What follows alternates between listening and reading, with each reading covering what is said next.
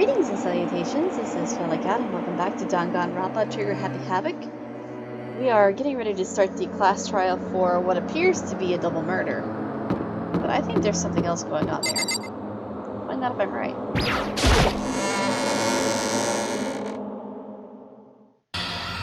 Everyone had heard Monokuma's proclamation and they were gathered by the red door. And as soon as we were all there... Monokuma appears! Oh my god, there's two of them. Hello! Hello, hello! He's multiplied? Wrong! Nope, not multiplication. I cannot talk. Nope, not multiplication. It just looks that way because of an illusion. I'm moving so fast it only looks like I multiplied. Can you guys tell which one is the real Monokuma? Whew. Can we just get on the elevator already? Boy, I'm not playing along! Along. Stop talking. We're not here to play with you. okay. Okay, fine. Hey! If everyone's here and ready to go, please board the pain train! Elevator. I'll see you guys down there. Let's go. Okay then, shall we? Please! Oh, hold on. I'm not mentally prepared yet. What the heck? You'll never be mentally prepared. You can't run away anymore, Hiro. You're gonna pay for your sins. What the heck? I told you already. I didn't do it for serious. That reminds me. Did you ever find the other costume? Or the note? Well, no, but... How unfortunate. Then it would seem we have our culprit. What he said. Hey. This isn't the place to talk about it. Save your accusations for when we get to the courtroom. That's right. She's right. Let's get down there first. Then the story can really begin. Yeah, good idea. That's right. My voice is messed up today. I have to do it! I can't let whoever killed me from me talk away with it. I still say it's murder-suicide. For everyone who's still alive. And for the two that lost their lives.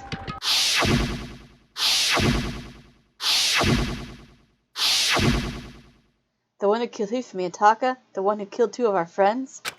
The killer is... someone right here! Alright, let's just get started. I took one last deep breath and exhaled slowly. I began to walk toward the elevator.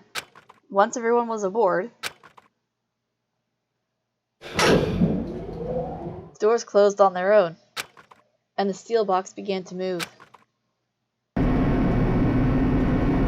Such a weird perspective. The clunking of the elevator kept us company as we fell further and further down. Whoops.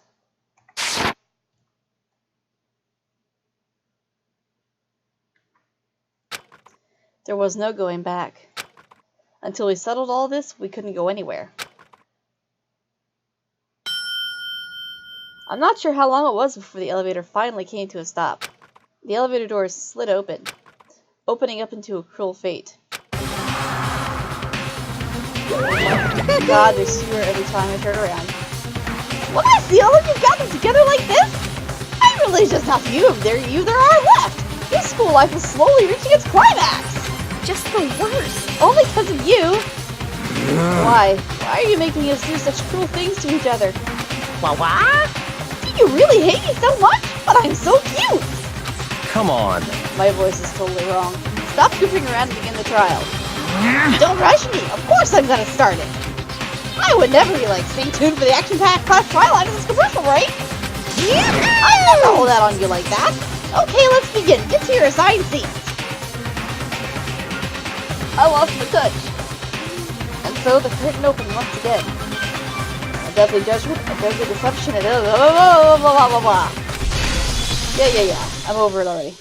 Got the file, the card, the dolly, Hifumi's double death scene. That looks weird like that. Anyway, the hammers, door, the woodlone, yep. Blood puddle, tire track, the cloth, the thing Celeste was talking about. Note! Blueprints! The weird costume. Hiro's account. his broken watch. Scratch the paper, the note, and the handbook. Okay, I think I'm good. I'll probably have to fail a dozen times before I succeed, but that's alright. You won't see it. I'm not standing up, my back hurts. Let's begin with a basic explanation of the class trial. So, your votes will determine the results. If you can figure out who done it, then only they will receive punishment. But if you pick the wrong one, then Do we really I'll have to go punish over this every everyone time? besides the blackened, and the one that deceived everyone else will Same. graduate. Now then, to begin with...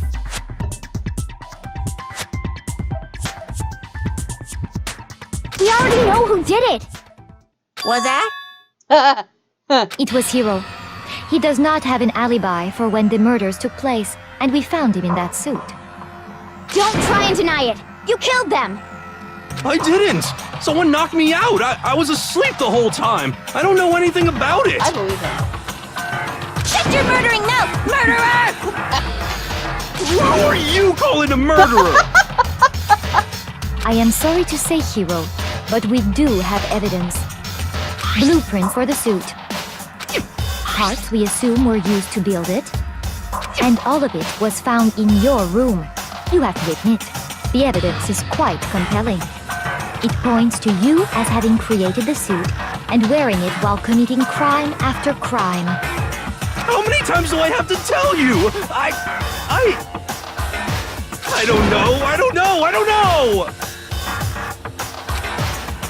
Is Hiro really the killer? Or... Before anything else, we have to make that clear.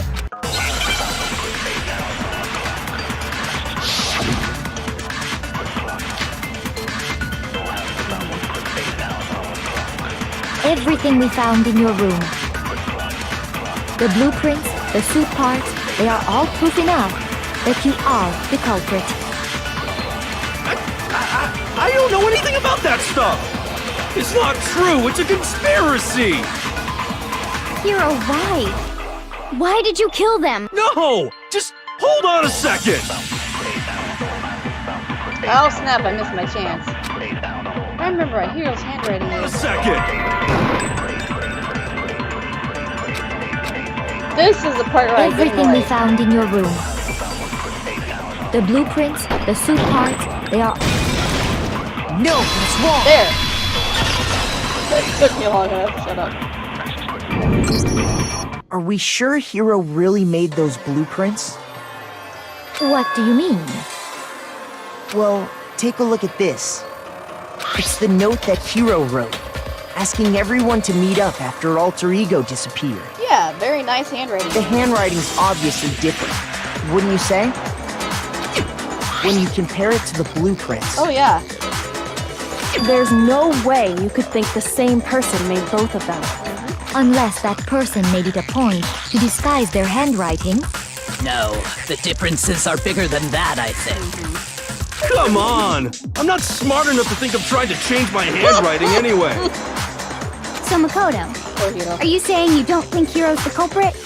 No, I really Oh. And don't. he is not the only one. I think Hiro's innocent as well. If he thinks it's gotta be true. Then who was in that Robo-Justice suit? Is it like Hiro said? Was there really someone running around in a second suit? The suspicious individual hidden within the suit. Go ahead, Makoto. Tell them who it was. And of course he passes it off to me. So? Who was in the Robo-Justice suit? The suspicious individual in question. The Illuminati. I'm pretty sure it was really Hiro in the suit. I got it! Other than Hiro, I can't think of anyone else it could have been. Yeah, because he's the only one that would fit. Obviously, he was the one in that particular suit, and we never found any kind of second suit. Then there can be no doubt. Hiro is the prime suspect. That doesn't make any sense. You just said Hiro didn't do it. It makes perfect sense. Hiro was the suspicious individual in the suit, but he's not the culprit. That's right. So what you're saying is... That's right. The culprit in this case has nothing to do with being in the Robo-Justice suit. What? Now that's a bold assumption. And what reason do you have to make such a statement? You do have a reason, yes? Of course. But before we get to that, there's something else we need to clarify first. So let's get that out of the way. Oh, I can see lines on my screen. Oh no, it's dying. Hey, stop trying to boss us around! Sorry, but it is. All things have a proper order. I just got brand new glasses and so suddenly I can see again. And I'm seeing dead pixels and lines on my screen and... So what is it? What needs to be clarified? It's going right down the center. We must clarify the method of transportation for Taka's lifeless body. Oh yeah! It would seem that his corpse was moved using certain particular items. Makoto, can you tell us what they were? Of course! The things that used to move the body were... blue tarp. I got it! Yes, I know there's still one more thing. The blue tarp and the repository dolly. I got it! They were a dolly and a tarp, right? So, let's see if I can explain. Taka's body disappeared from the equipment room, and then we rediscovered it in the repository. And when we found it for the second time, it was wrapped in a blue tarp, right? It was the same tarp that, up until then, was stored in the equipment room. So the killer must have seen it there, and decided to use it when they moved Taka's body. That way, they wouldn't leave any bloodstains while they were moving it. Uh-huh. Okay, that explains the tarp. And the dolly? Same thing. I'm sure the dolly was in the equipment room when we first found Taka's body there. But when the body disappeared, so did the dolly. I did not catch that, I have to admit. Later, when Taka's body reappeared in the repository, so did the dolly. In other words, you think they used the dolly to move the body, am I right? But are you sure you are not mistaken? Huh? Are you absolutely positive the dolly was in the equipment room when we found Taka's body? That dolly was made specifically for moving large objects between the repository and the art room. It would be very strange indeed to discover it had made its way to the equipment room. Is it not possible that it was in the repository all along, and you simply didn't realize it? She's raised an objection. How do you respond? There is no shame in being wrong. Nobody expects much from you anyway. Oh, low blow. We have all accepted the fact that you rarely understand what is going on around you. Wow, that was harsh. I've never had anyone sound so nice while being so mean. But maybe I can change them all. I can just explain to them why the dolly must have been moved from the blah blah blah. A new element. Fuck you. I don't want one. They're hard enough as it is. Doesn't matter.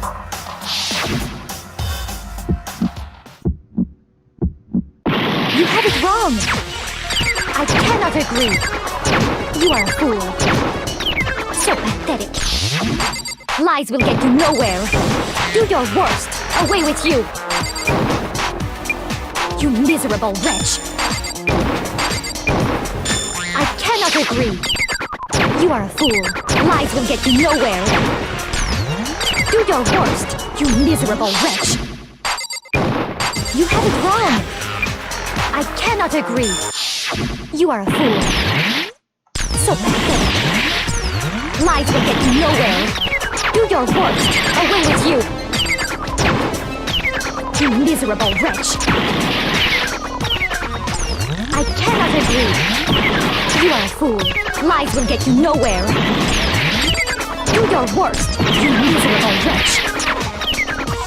You miserable wretch.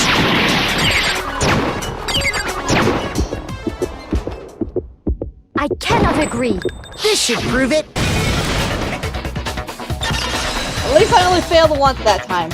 It's been much worse than that. If you're trust me. asking for proof that the dolly moved, I have it right here. When I found the dolly in the repository, one of the wheels had a blood stain on it. There was a pool of blood in the equipment room with a tire mark in it that matched the dolly wheel's tread. The killer probably And they call rolled the him dumb. dolly through the blood on accident as they wheeled the body out of the room. And as the blood dried on the tire, they moved the body into the repository. So there's my proof that the dolly was used to move Taka's body. Jesus, Celeste, do they hate me that much? Well, anyway, that was just something we had to get out of the way. Let's get back to the main subject. Yeah, the subject of how Robo-Justice didn't do it. Because if it's not a killer robot, then what kind of robot is it? It's not a robot at all, you idiot. I'm not sure that really matters. Amen. I'd be happy to explain why the occupant of the suit couldn't possibly be the killer. If you look back on how the body was transported, it will become immediately obvious.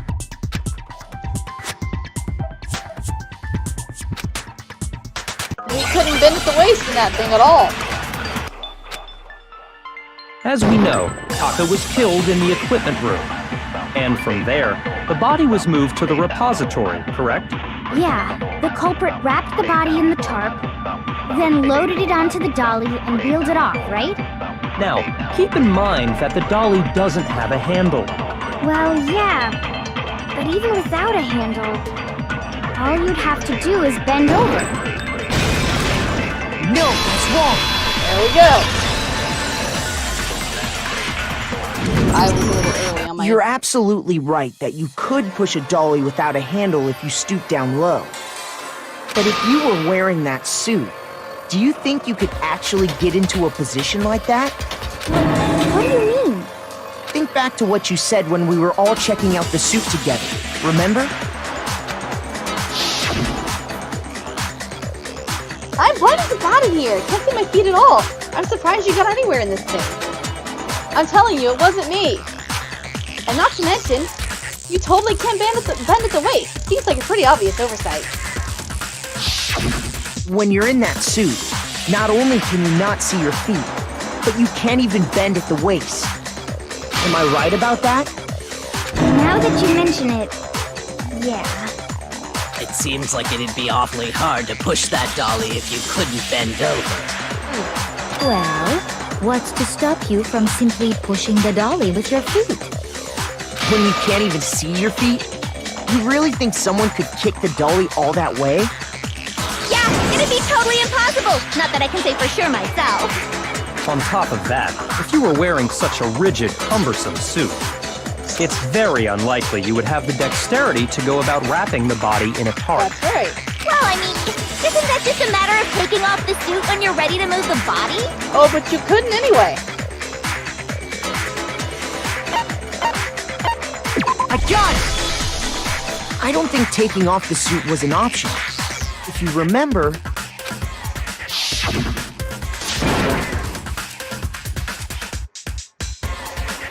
I don't know what's up with this thing, but I can't actually get it off. A little help? Why would you make something that you can't take off by yourself? I didn't make this stupid friggin' thing! There's a clasp on the back that's keeping you from getting it off. It looks pretty sturdy. I don't think you can get it off on your own. We really don't have a choice. Let's help him. That's true. It seems impossible to put the suit on or take it off without help. Then, you really can't take it off by yourself? Hero wasn't just making it up? Of course I wasn't making it up. I'm sorry, but Aoi is the stupidest person I've ever seen in a video game. If he could have gotten it off by himself, I don't think he would have let us see him wearing it. Showing up in the suit was basically an invitation for everyone to suspect it. That's very true. Yeah, that's right. So, it's really, really true that Robo-Justice couldn't have moved the dolly? Yes, my god, get To over be yourself, clear, bitch. whoever did move the body, it couldn't have been Hiro in the robot suit, correct? No, wait. Just a second, if you please. Have you forgotten about the picture that I took? No, I haven't actually. I've You been trying all to got a figure good that out. look at it, did you not? The image of Hifumi being dragged away by Robo-Justice? If whoever was in that suit is not the culprit, how do you explain that? Besides, do you remember what the now deceased Hifumi said? How did you get hurt? That guy hit me. What guy? Robo-Justice! That's what I decided to call him just now. So long as those facts exist, the proper conclusion is beyond question. The individual inside the suit and the culprit are one and the same. It was Hiro, without a doubt. Yeah, that's gotta be right.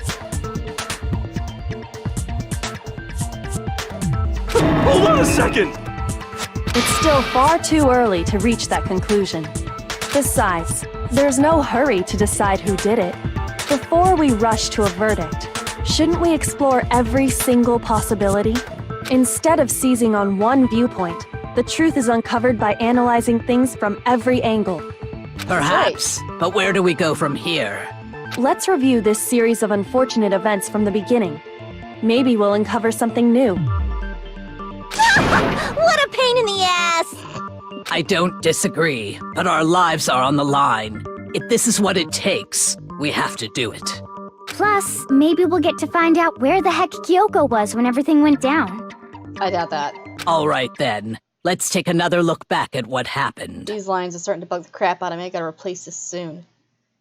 I suppose we could start with this morning. 4 of us gathered together in the dining hall. Makoto, Hina, Kyoko, and myself. We waited there for quite a while, but nobody else showed up, so we went to look for everyone. That was around 8 a.m. And as soon as we split up, Kyoko went missing. Soon after that, Hina found Celeste in the rec room and quickly came to get Makoto and me. Yep. It seems I was unconscious for about an hour after I was attacked by my mystery assailant. I know it was an hour because I remember being attacked a little after 7. That was when we saw Celeste's picture and discovered that her assailant had been wearing a strange costume. As it turns out, it was Robo-Justice. It also soon became clear that this same Robo-Justice had abducted Hifumi. We were soon joined in our search by Byakuya and Toko, and then went on to find Hifumi in the library.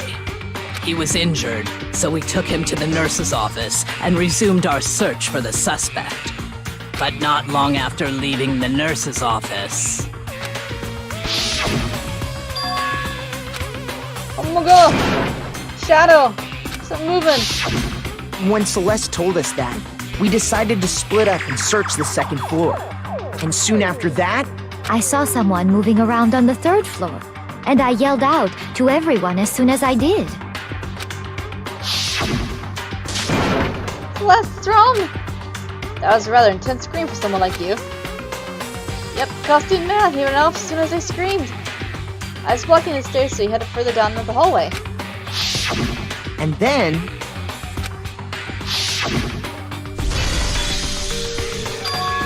Enough with the flashbacks. Do we really need these? Came from downstairs, it must have been Hifumi, blah blah blah blah blah. Yeah, we gotta go back, yeah.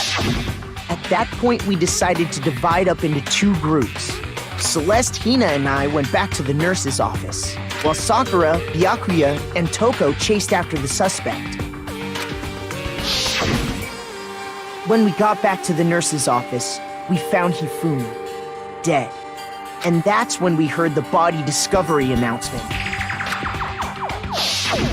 I left Celeste and Hina there and headed back to the 3rd floor to let the others know what had happened. Meanwhile, we had just discovered Taka's body in the equipment room. We must have found both bodies at almost exactly the same time, because we heard the same announcement not long after we discovered his body. And that's when I told you guys about Hifumi. Then the three of us headed for the nurse's office. But right after we left the physics lab, we ran into Celeste, who'd arrived after us. And she told us something very surprising. Hifumi's body had disappeared. We rushed back to the nurse's office and saw that she was right. Then we remembered we'd left Toko passed out in the equipment room, so we hurried back again. Yo, my bad, Toko. But when we got there, we discovered that now Taka's body had also gone missing. Next thing we knew, we were searching the school for 2 missing dead bodies. And after some time... Celeste informed us that she'd found the bodies, and we all headed to the repository, which is where we rediscovered the corpses. I think that about covers it. I see.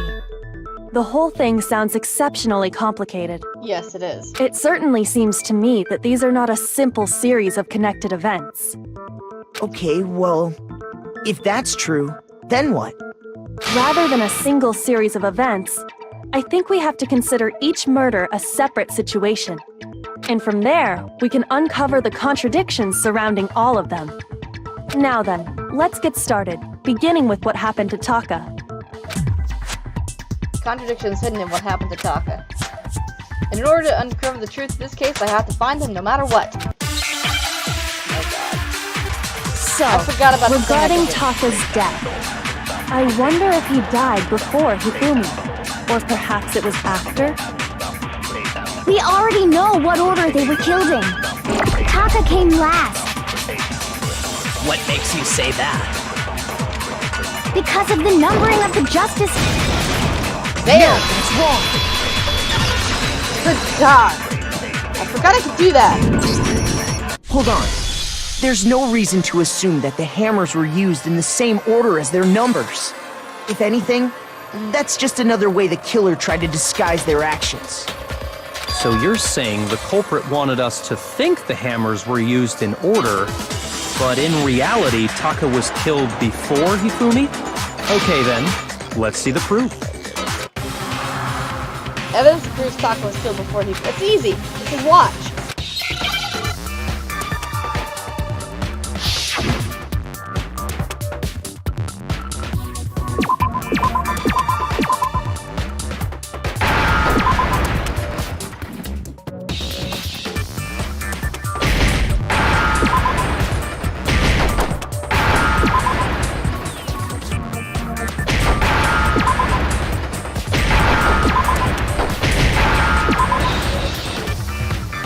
Now I understand!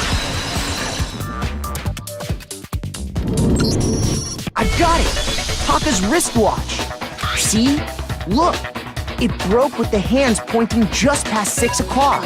It must have gotten broken when he was attacked by the killer, because as of last night... Hey, you're just waiting.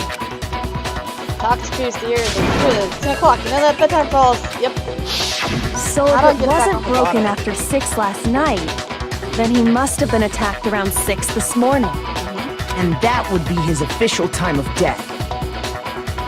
But if that's true, then he was killed well before Hifumi. And before Celeste was attacked this morning, which happened around 7. That's right. Taka was killed before any of the other incidents took place. That simple fact slipped past all of us. We made the wrong assumption about the order of events, all because of those justice hammers. That's exactly why the culprit wrote the numbers on each hammer and had them increase in size. That way, when we saw how they were used in each incident, we'd easily make that wrong assumption. Now, if Taka was killed around 6, then everyone's alibis for his murder go out the window.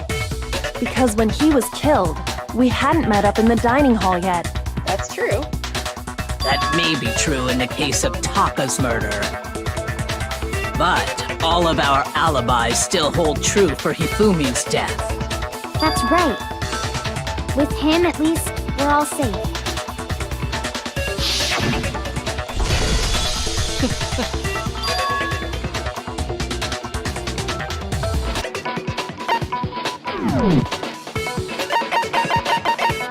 I don't know how to undo that. I came from downstairs. It must have been Hifumi. He's in the nurse's office. This is bad. Come on, we have to go back. When we heard Hifumi screaming, we were all together. Except for Hiro and Kyoko. Then we all ran down to the nurse's office, and that's where we found his body. That's totally true. We're all in the clear. Oh, I know! They must have recorded him screaming on a tape or something, then played it later on! If that's true, where's the tape? I don't know. Don't just go making stuff up. Anyway, we all have rock-solid alibis for when we heard Hifumi scream. Since all of us were there together, clearly none of us could have killed him. And it does not stop there. There was also the moment when we discovered his body had disappeared. When his body vanished from the nurse's office, Hina and I were in the bathroom together, while everyone else was in the equipment room, correct? And then there's the disappearance of Taka's body from the equipment room. At that time, we were all gathered together in the nurse's office because of Hifumi going missing. Well, don't forget, I was passed out in the equipment room the whole time. Wait, then what if Genocide Jill did it? She could have dragged Taka's body out of there right then! Even if she could pull that off, there's no way she could have done the same with Hifumi's body. That's true. Because, as we just established, she was passed out in the equipment room when his body disappeared. And also, he was huge. Besides, I didn't do either of them anyway. In other words, it is impossible that any of us could have killed Hifumi or moved either of their bodies. On the other hand, Hiro and Kyoko had disappeared, so they most certainly could have done those things. So what now, Kyoko? For now, we can't get fixated on who did it, or we'll just keep going around in circles. Uh-huh. That's So instead of who, I propose we start talking about how. In particular, I think we need to figure out how Hifumi's body got moved. It didn't. That's true. We searched everywhere, but we couldn't figure out how to explain his body disappearing. And according to what Celeste said, We could not have been gone for more than a minute or two, though. So then the killer was able to get in and move Hifumi's body in that short amount of time. It would seem so.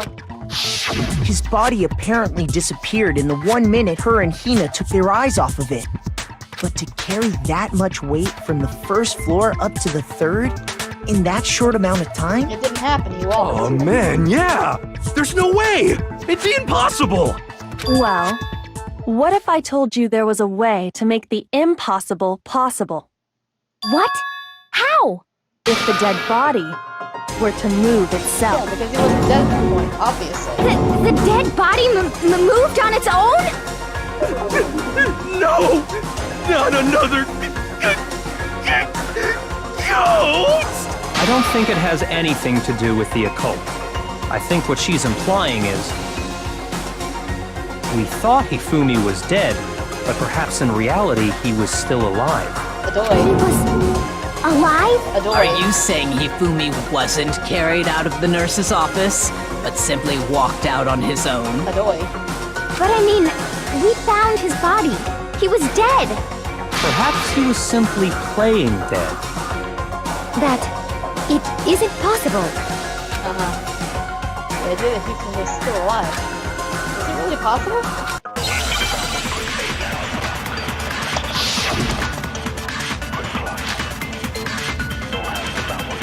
Are you saying that when we first found Hifumi in the nurse's office, there's a chance he was actually still alive? No, it is impossible. Hifumi was dead, without a doubt. And you know that how? Surely you heard the body discovery announcement along with the rest of us. Hifumi's dead body had been found. And that is why the announcement was made. Are we really so sure about that? Maybe the announcement was intended to signal someone else's discovery. Okay. They discovered at the same time. Are you saying that when we first found Hifumi in the nurse's office, there's a chance he was actually still alive? No, it is impossible. Hifumi was dead, without a doubt. And you know that how? Surely you heard the body discovery announcement along with the rest of us. Hifumi's dead body had been found. No, that's wrong!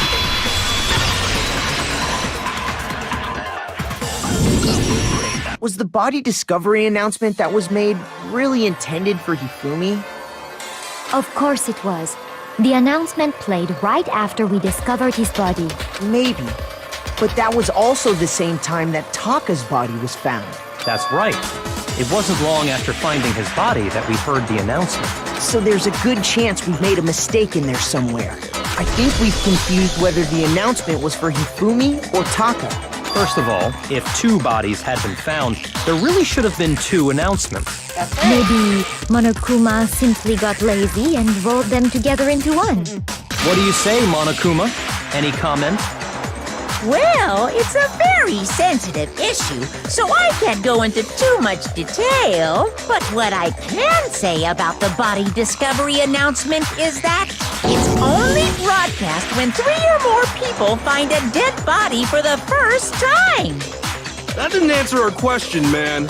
We're asking if you're a lazy bum. No, actually, that was plenty. Huh? He said it's only broadcast when a body is discovered for the first time, which means even if we find the same body again later, he won't make the announcement again. If that's true, then why was the announcement made again later on? Huh? Later on? Exactly. We heard the body discovery announcement twice. First time what was found his body in the secret.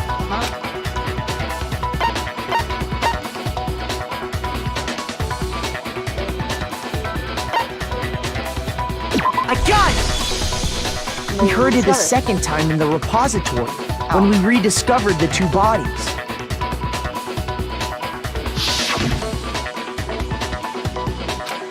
Yep. It didn't seem weird at the time, but it contradicts what Monokuma just told us, doesn't it? Exactly. If we were actually rediscovering both bodies, the announcement shouldn't have played. And in reality, when the 2 dead bodies were rediscovered, one of them was actually being discovered for the first time. So, when we found Hifumi the first time in the nurse's office, he wasn't actually dead yet. Meaning, he wasn't actually found dead until we came upon him in the repository. And that's just part of it. There's one other thing that leads me to believe he was still alive in the nurse's office. Oh, I know! Do you? Because he was super good at playing dead! Bada bing, bada boom! No. That is the worst logic I have ever heard. But honestly, I do not think there's anything that can prove he was still alive. Yeah, actually there was. Okay then, let's take another look at the events surrounding the discovery of his body. Then it should become clear whether he was really alive or not. This whole thing is pointless.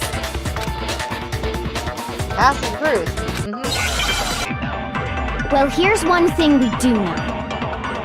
The first time we found Hifumi's body was in the nurse's office.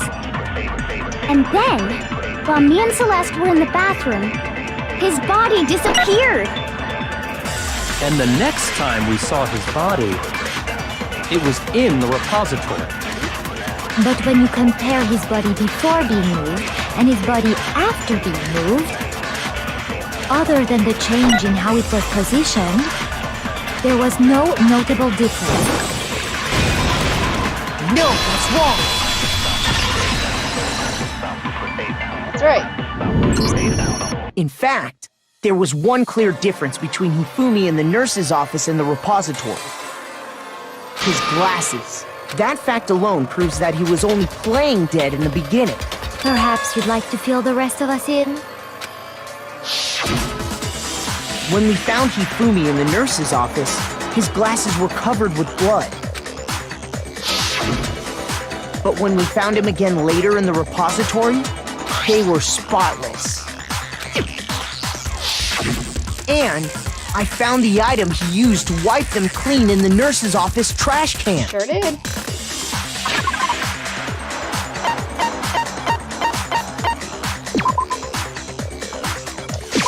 I got it! It was a glasses cleaning cloth featuring a certain cartoon mascot. One look at the bloodstain on the cloth should make things clear. This piece of cloth was used to wipe Hifumi's glasses clean. And the mascot on the cloth is the same one that's on the digital camera, right? And whose digital camera was it? Hifumi's, of course. The character was Princess Piggles from Demon Angel Pretty Pudgy Princess, I think. I highly doubt anyone but Hifumi would have brought something like this to school. I see your point. And the only people here who wear glasses are... I wouldn't be caught dead using a tacky piece of garbage like that. A few tissues is all I need to keep my glasses clean. Then there's no question. It belonged to Hifumi. So what you're saying is... What exactly? What I'm saying is, the blood on his glasses was wiped away using his own glasses cleaning cloth. Even if that is true, it does not mean he wiped the blood off himself. But who would benefit from a clean pair of glasses other than the glasses owner? That's a good point. And it must have been him, right? So let's assume that Hifumi was still alive in the nurse's office. He pretends to be dead. Then when he's alone, he wipes his glasses clean so he can see. Then he stands up and walks out on his own 2 feet. And with that, the impossible task of moving his copious corpse becomes possible, wouldn't you say? But then, if he was just pretending to be dead, what was with all that blood? Was it paint or something? The fridge in the nurse's office contains packs of blood for emergencies. He probably used one of those. He figured if he was gonna play dead, he should go all out, so he just dumped it everywhere! But he got crazy with it and had to wipe his glasses off when he was done! God, what an idiot!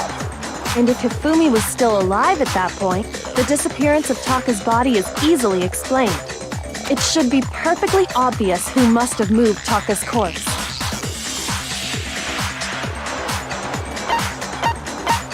I got it! It could only have been Hifumi. While we were all gathered in the nurse's office, he went to the equipment room and took Taka's body. That also explains how the door to the repository got locked. The door was locked? Yep. Well, after the bodies disappeared, we all went looking for them, right? So me and Sakura headed for the repository. But when we got there, the door was locked. And the repository door can only be locked from the inside. Which means, when Hina and Sakura got to the repository, someone was already inside. And it could only have been Hifumi, who just finished stashing Taka's body there. He convinced us all he was dead, and when he saw his chance, he dragged Taka's body to the repository. So, Hifumi wasn't just another victim in this case. He was one of the assailants. But that means he took part in the murders. I just can't believe it. If you're having trouble, would you like me to show you one more piece of evidence? There's more? Oh, absolutely. The single biggest fact pointing to his involvement has yet to be revealed. Yeah, it's that mysterious... You know what I'm gorgeous talking paper about, he had. right, Makoto? The item he took off of Taka's lifeless body? The thing that Hifumi stole from Taka.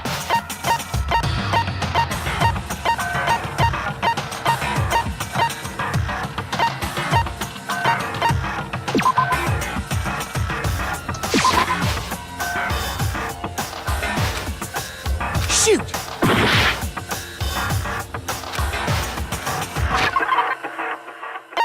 Well, that's not listed on here.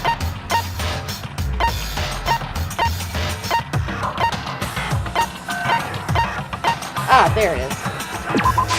I got it! You're talking about the note Hifumi had hidden away, aren't you? Hidden note? That's right. We found it stuffed in his pants. In his pants? Oh god. Yes, his pants. Okay, well, forget about the pants for now. Take a look at what the note says. I found a hole maybe we can use to escape. Monokuma can't find out, but until anyone else, meet at 6 a.m. That's the note I was telling you about. The one that told me where to go. Huh? Wait, this one's a little different. In my note it said, Monokuma can't find out, so don't tell anyone else for now. Let's meet in the rec room at 1 a.m. I see. Then this note isn't the same one Hiro got. It's not the same? In other words, the killer got in touch with another person besides Hiro, and that person could only have been... I got it! That's right! Taka! That's hilarious. The killer used this note to draw out Taka and murder him. Hello? Over here! Objection! Objection! I don't really understand what's going on, but Hifumi had that letter, right? So whoever wrote it wasn't drawing out TikTok, they were drawing out Huffy! Just to be clear, TikTok is Taka and Huffy is Hifumi, right? Ugh! Yes! Why must you ruin it every time? That's the first time I've heard that. Genocide Jack is seriously scary, but still. Can't let her get to me.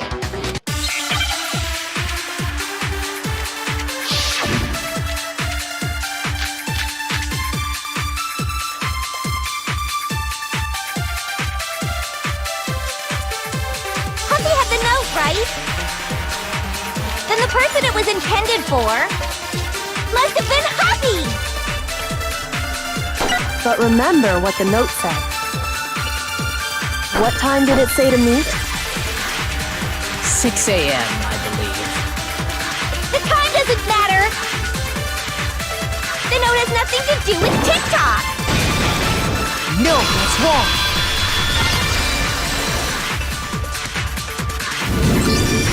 No, there absolutely is a connection. What the hell are you talking about? The note said to meet at 6 a.m., which is the same time Taka was murdered. You've already proven that using his wristwatch. But there's more. Look where the note says to meet. The equipment room, right? It's just where Taka was killed. I see. So, Taka was murdered at both the time and place written in the note. I think that should be plenty to show that this note was definitely meant for Taka. Well, when you put it like that... No further objections! Then someone used that note to trick Taka. Just the same as me. The culprit really is a cold-blooded monster. Telling people they found a way out. But if they gave the note to Taka, what was Hifumi doing with it? Stuffed down his pants, no less! Most likely, Hifumi stole it off Taka's corpse after he died. Huh? He stole it? Where's your proof? Go ahead, show us. Oh, that's easy. That's really easy.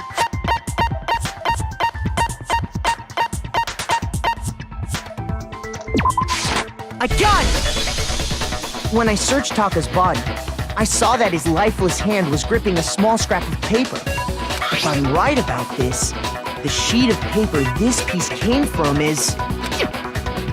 I knew it! It fits perfectly with the note we found hidden on Hifumi. Then Taka's scrap and Hifumi's note. Yup, they're from the same piece of paper.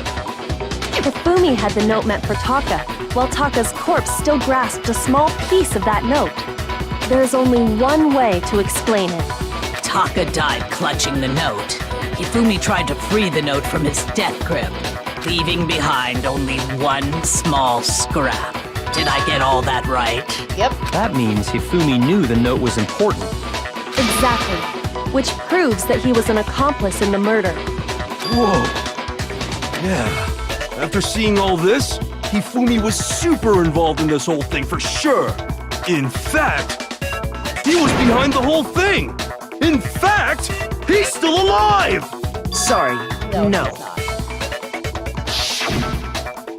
When we found him in the repository, Hifumi was truly and completely dead. The second body discovery announcement proves that. So then, who killed Hifumi? Whoever did is the mastermind, the true killer. He was killed in the repository. So he must have been killed not long after transporting Taka's body. So he must have been killed after Taka's body vanished, but before we found both bodies in the repository. During that time, we'd all split up and were searching for Taka's missing body. In other words, during that time, none of us have alibis. Wait, but me and Sakura were together. Stop trying to steal the spotlight, you stupid walrus! Wow. Who are you calling a walrus? Anyway, when they were killed bothers me too. But there's something that's been bothering me even more. And what might that be? The weapon they used to kill Hifumi. The weapon? Yeah, because I mean, according to the Monokuma file, the way Taka and Hifumi were killed was almost the same, with them having similar fractures and all. But Justice Hammer 3 and 4 were still laying around in the nurse's office and equipment room, right? So if Hifumi was killed in the repository, the culprit would have had to grab one of the hammers, kill Hifumi, then put the hammer back where they found it. But wouldn't that be seriously risky for him? I'm surprised. It seems there's some semblance of a brain knocking around that skull of yours after all. Such a jerk. Hell yeah, it's packed in there good and tight. Oh my god. He's right, though. I don't understand it either. Cause y'all The are a bunch of Monokuma dumbasses. file makes it clear that they were killed using similar instruments. But if the hammers were already laying around those other rooms... So the question is, how could the culprit have gotten their hands on either of the They hammers? didn't. Personally, I haven't a clue. You people are all idiots. So which hammer was used to attack Celeste? Number 1 or number 2? Those were accounted for in other rooms too. And I don't think either one is big enough to kill someone. Then, Is it not possible they used a different weapon? I don't think it is possible. They were both killed with the same kind of thing, right? So then, what was used to kill Hifumi? It's so easy.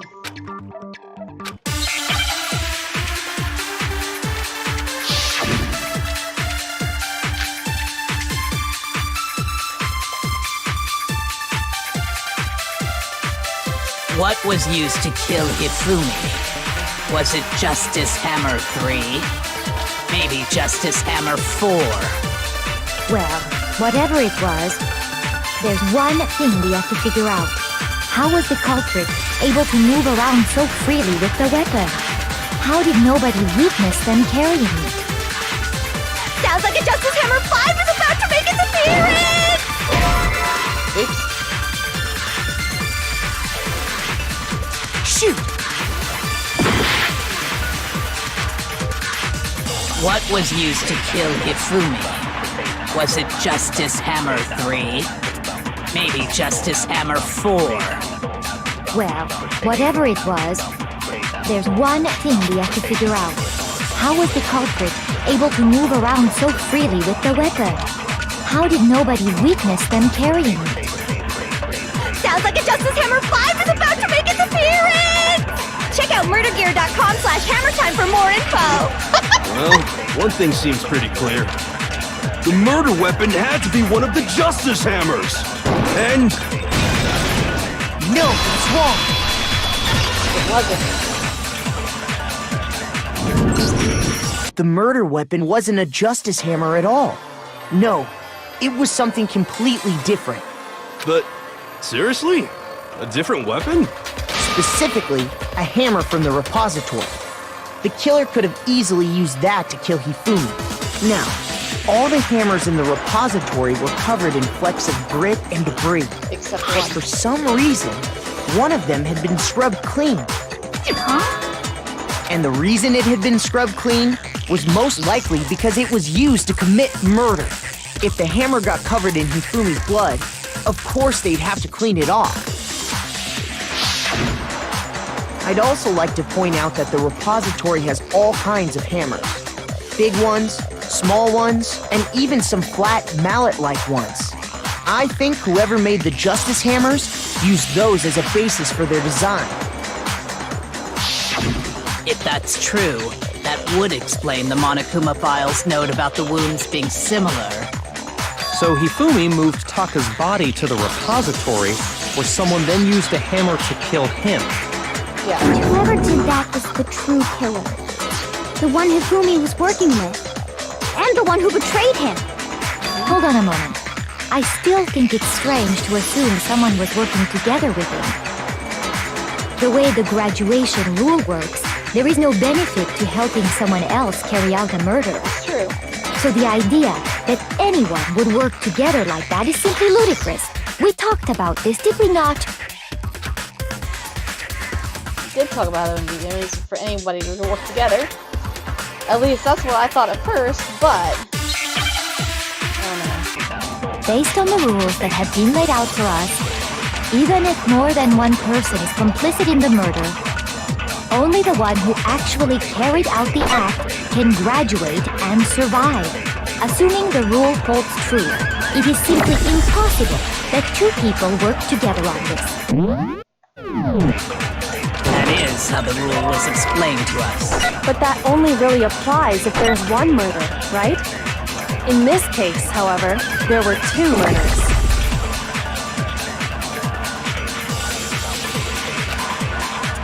Based on the rules that have been laid out for us, even if more than one person is complicit in the murder, only the one who actually carried out the act can graduate and survive, assuming the rule holds true. No, that's wrong!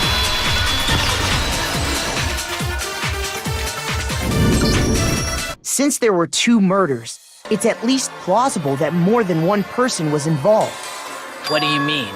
If there'd only been one murder, then yes, the idea of an accomplice isn't really worth considering. Naturally, if only one person can be saved per murder, an accomplice has no risk versus reward benefit. Risk versus reward benefit? The payoff for working together. The reward that balances out the risk of taking part in a scheme. There's no point in being someone's accomplice if there's no benefit to you. However, if there were some potential mutual reward for the risk, then cooperation becomes possible. You're saying that two people could act as each other's accomplices to commit two separate murders. I think that's what the true killer told Hifumi. They would each have an accomplice for their crime. And based on the case's events, Hifumi would have been the first one to act, murdering Taka. They made him carry out the first murder so he couldn't back out of helping them later on. So in this case, there wasn't one single person committing multiple murders. Instead, each person killed someone, creating two separate incidents. And it only looked like one person because that's how the true killer designed it to look. A single suspicious individual, a similar weapon used in each crime, disappearing bodies. By creating one seamless set of circumstances, they made it look like one person was behind it all. The mastermind picked their target and managed to convince him to go along with their plan. And then, to avoid the no accomplices rule, they simply killed their accomplice. Which, if true, means that betraying Hifumi was part of the plan from the very beginning. That's just awful! How could anyone be so cruel? You think so? I can't help but admire its cunning. Still, their choice of accomplice seems odd.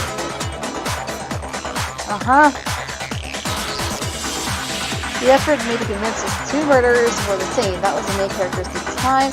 Kyoko must have noticed that fact from the very beginning. Which is why she said not to look at this as a series of connected events with entirely separate incidents. Kyoko really is amazing, although, if you think about it, she's almost too amazing. Like, it's almost unnatural how good she is at this. I understand how an accomplice could be involved. But then, who was the one pulling Hifumi's strings? Oh, that's easy. That's problem numero uno right now! No, that's easy. The true killer manipulated Hifumi to carry out a number of actions and in the end murdered him.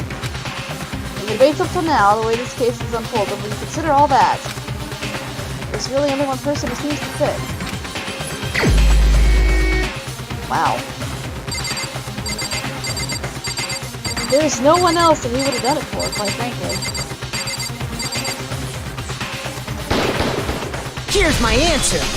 He's the only one who's even It was Celeste. considered. So I'm the suspicious individual now, am I? I suspected her from the beginning. I really do hate this kind of joke. A joke? I wonder. So what you are saying, then, is that I specifically chose to work together with Absolutely. Hifumi. The idea that I would choose to spend any amount of time interacting with him, that I would go within 10 feet of that shit-brains, that lazy, worthless goddamn idiot! Pardonnez-moi. Just to be clear, there is evidence to support Yeah, it. there is. Is that so? Oh, yes. It is. Throughout the investigation, there was certain behavior that was common only to the two of you. Considering what we've learned so far, it only further proves that the two of you were working together. I got it! The behavior they had in common has to do with the suspicious individual in the suit, doesn't it? Absolutely. The only ones who ever actually saw Robo-Justice firsthand were Celeste and Hifumi. Yep. Shush. The adults are talking now. Oh, shut up. Sorry. As he said, only Celeste and Hifumi ever laid eyes on the costumed individual. If we accept that Hifumi was one of the culprits, we can't help but suspect what Celeste has said as well. Are you saying everything they told us was a lie? Yeah. After taking Hifumi to the nurse's office, we all began our search for this individual, correct? And not too long after that, do you remember what Celeste said? I saw a shadow. Something moving around at the top of the stairs. Yeah, alright. We headed to the second floor specifically because of what she claimed to have seen. Next, to draw us all to the physics lab up on the third floor, She let out a blood-curdling scream. Which is and when very we'd all characteristic come of to her. see what was wrong, what was it she said? Celeste, what's wrong? That was a rather intense scream for someone like you. I saw him, the strange costume man. He ran off as soon as I screamed. I was blocking the stairs, so he headed further down into the hallway and disappeared. Yeah, I was. Once fucked. she'd done her job of getting us all up to the physics lab, it was time for her partner to get to work.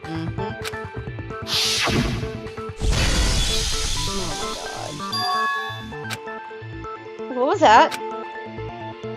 It came from downstairs. It must have been Hifumi. He's in the nurse's office. And I am tired of flashbacks. It was to get us to divide into two groups. So that we would discover both bodies at the same time? Yep, In fact, Celeste was precisely the one who proposed that we split up. she was.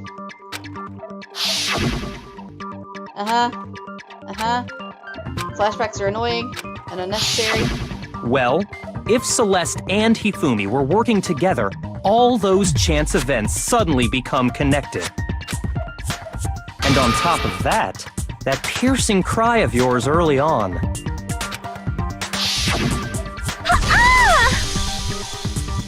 Sounded fake as hell. That was to signal Hifumi, wasn't it? It was your way of telling him, we're on the third floor, everything's going according to plan. Why else would you let out a scream that could have carried across the sea? I just realized another strange thing. When we found Hifumi in the nurse's office, who we now know was only pretending to be dead, Certainly was not expecting this. Did not imagine whatever. Celeste, you were the first one to say he'd been murdered. You wanted to make sure we wouldn't have any doubt in our minds. I don't believe it. Everything. The whole thing was one big act. Hina, you were with Celeste when Hifumi's body disappeared, right? Yeah. I was feeling kinda sick, so Celeste took me to the bathroom. Wait! Then that was... She wasn't worried about you. She just saw a chance to help Hifumi sneak out of the nurse's office. Each piece isn't much by itself, but start putting them together and the picture gets very ugly indeed. Wouldn't you agree, Celeste? I have no idea what you mean. Oh boy. Don't bother trying to deny it. You made one fatal mistake. Oh, did I? I didn't even catch it myself when you first said it, but looking back, I can say that that one little slip-up was your undoing. What are you talking about? I'm talking about what you said after Hifumi's body disappeared and we returned to the nurse's office. Oh, what did she say? Oh yeah. They must really be enjoying this. Enjoying the sight of us standing around. We're all going to die here. Just like those guys that... Oh, ho, ho, ho, ho, ho. I remember her saying that too, but I don't understand what's so strange about it. Then pay attention.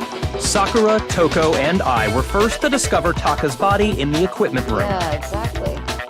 Then Makoto showed up and it. told us Hifumi had been killed. So Sakura and I left with Makoto. Once we were in the hall, we ran into Celeste, and the four of us headed to the nurse's office. Now, the entire time we were together, none of us said anything about Taka being dead. Think about it.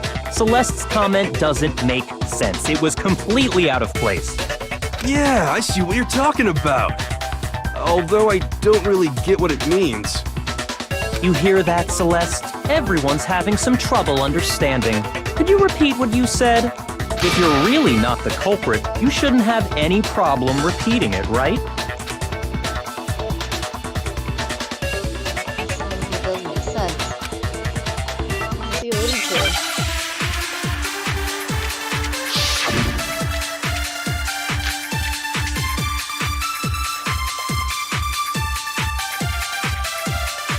All I said was... They must really be enjoying this. Enjoying the sight of us standing around, frightened and confused. They must be positively elated. We are all going to die here. We are going to die, just like those guys died. And that is all I said. And that's all it takes to finish this. It's obvious, isn't it, what was so strange about Celeste's comment? Yeah, no. I got it. All I said was... They must really be enjoying this. Enjoying the sight of us standing around, frightened and confused. They must be positively elated. We are all going to die here. We are going to die, just like those... No, that's wrong. How could you have known they were both dead at that point? That's right. There's no reason Celeste should have said, just like those guys died. When she said that, none of us had told her Taka was dead. Exactly. And we didn't run into her until after we were all out in the hall. So there was never any chance for her to have seen his body in the equipment room for herself. So how did you know, Celeste? How did you know more than one person had been killed? And how did you know they were both guys? Because Kyoko had also disappeared, right? So she could have been dead too. You all have such vivid imaginations. You know that? Imaginations? You claim that I was lying when I told you about the suspicious person I saw. Then what about the picture I took? Oh yeah. How do you explain this picture of the costumed villain dragging Hifumi away? It has to be some kind of setup, right? So let's put the suit on. And No, she couldn't. then she used the camera's timer to set up No. the picture. Have you so quickly forgotten? You are the only one who could have possibly fit into that suit. So then how did she do this? Plus, I happen to know that this particular camera does not have a timer. In other words, it is an unassailable fact that this is a picture of Hifumi being dragged away. If everything I told you was a lie, how can this picture exist? Simple. Are we sure that's really a picture of the suspect dragging Hifumi away? Oh What could you yeah. possibly mean by that? Surely there are other explanations than the one you've offered up. No, There is no other explanation. But there is.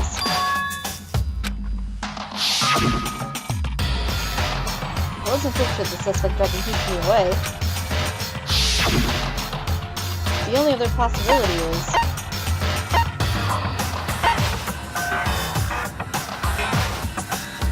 I got it! It's not a picture of the suspect dragging Hifumi away. No, it's not. I would say it's a picture of Hifumi dragging the suspect away.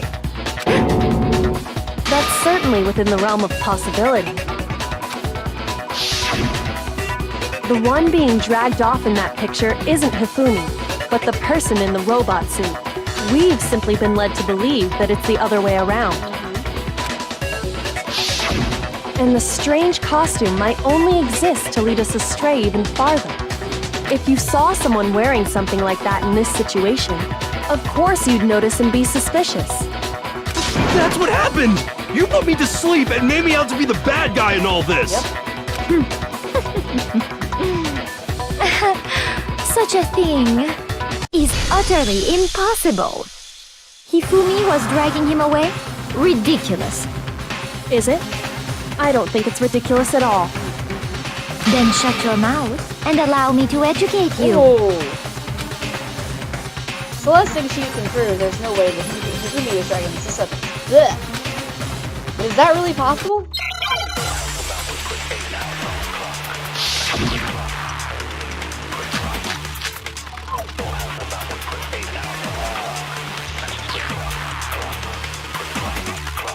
You dressed me up in that suit after I passed out! Then you just draped me across Hifumi and had him carry my weight! You tried to make me look like the bad guy! Like I said, ridiculous. As you can see in the picture, the suspect is standing perfectly upright. If the person inside the suit was unconscious, there's no way they could stand up straight like that. No, that's wrong!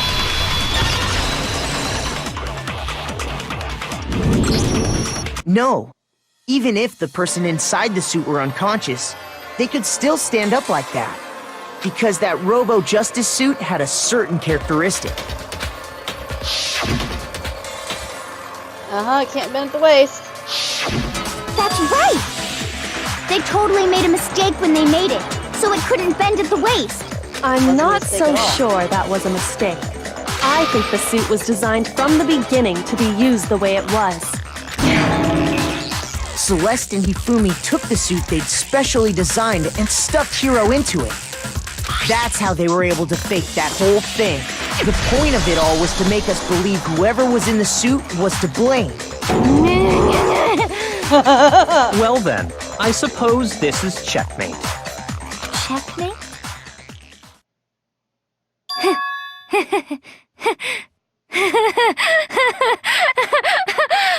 Don't make me laugh, you idiot! What do you mean, checkmate? Celeste? Clearly, you want to cram me into your little guilty box. Well, there's one little problem. Have you already forgotten what Hifumi told us as he lay dying? Who attacked you? Who killed me? That's right, name. That's the hero. Nope. When we asked him who had attacked him, his answer was quite clear, was it not? He said, and I quote, Yasuhiro. In other words, Yasuhiro Hagakure! Right! But my name isn't really Yasuhiro! It's actually Taro! Your confusing statements don't make any sense. You're only making things more complicated. He did say Yasuhiro, but are we sure he was really pointing the finger at Hiro? What the hell are you talking about? I'll burn you alive! Kyoko, Oh my god. what do you mean by that? She's terrified.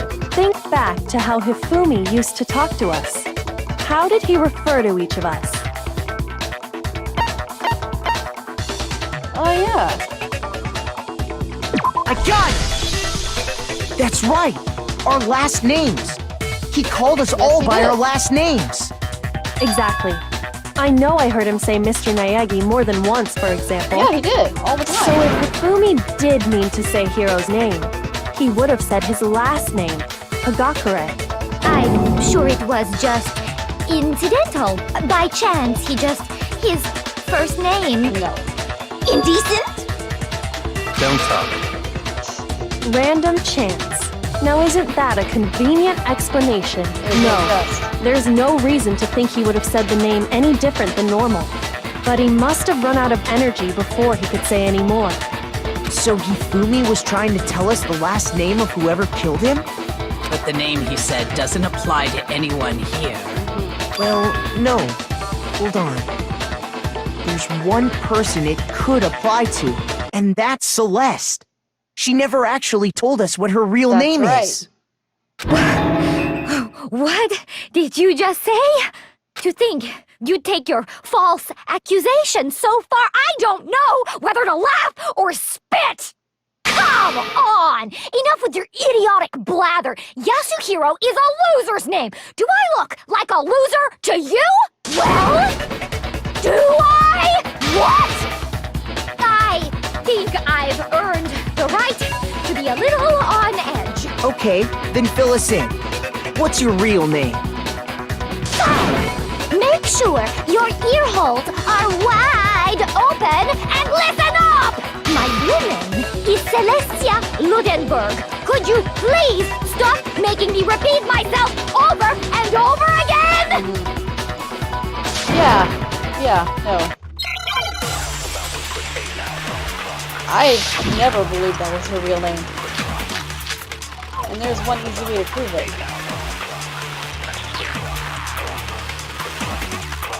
Hifumi was trying to tell us something. He wanted us to know the killer's last name, Yasuhiro. If there's one person here who might have that last name, It would have to be you, Celeste. You haven't told anyone what your real name is. How many times do I have to tell you? My name is Celestia Ludenberg! God damn it! How long do you plan to go on pretending?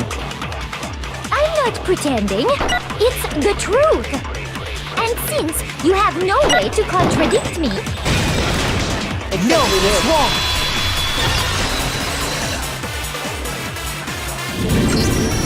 That's it! The handbook! what? Anytime you turn your handbook on, it shows the owner's name when it boots up, right? Monokuma told us all about it before. Yes, in excruciating detail that we don't really need to keep flashing back to events. So all we have to do is check her handbook, and that'll clear up everything. That's how we can find out Celeste's real name. That's an invasion of privacy. I refuse to cooperate. This is a murder trial. Celeste, can you please just tell us what really happened? Please, just tell us. Even when I'm put in check, it's just my nature not to give up. Because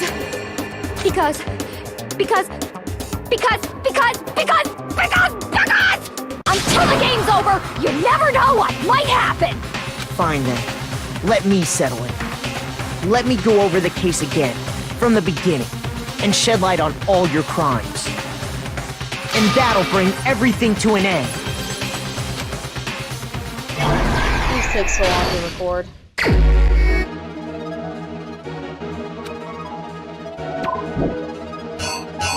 Why is that so long?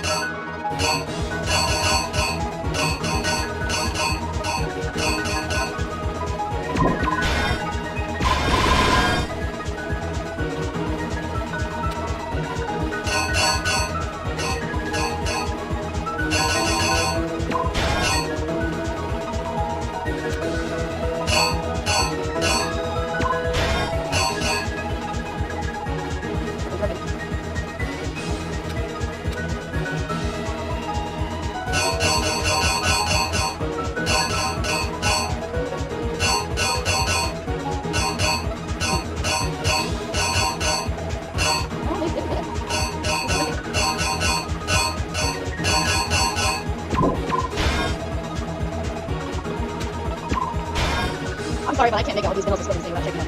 Thank God. Shit, almost.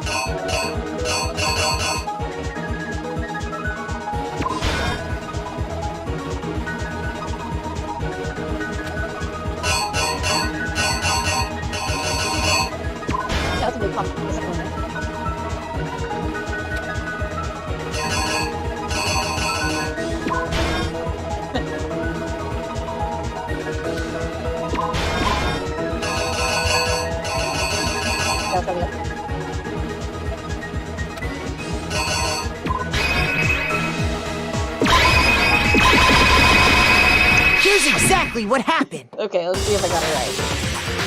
Before anything, the killer persuaded someone to help carry out the murder. And that person was...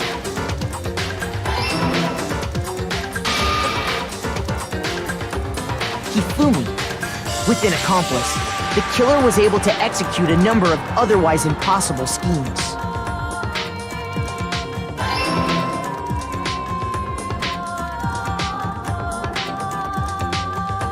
First, they convinced someone to meet them in the rec room last night at 1 in the morning. That someone they met with was Hiro. The murderous duo intended to pass Hiro off as the prime suspect. So when they met up with him, they drugged him, knocked him out, and stuffed him into the Robo-Justice suit. Darn it. Okay, so the backpack is incorrect. What the hell? Did they use the hammer? I don't think so. I don't even know. Oh! The killer is He had a crystal you! ball. Duh.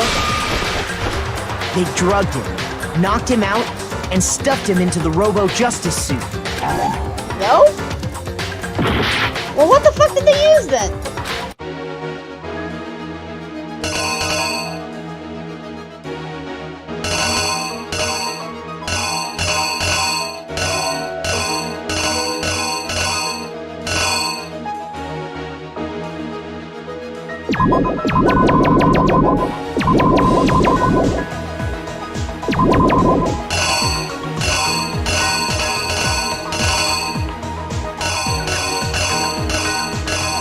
What the hell? I'm confused now.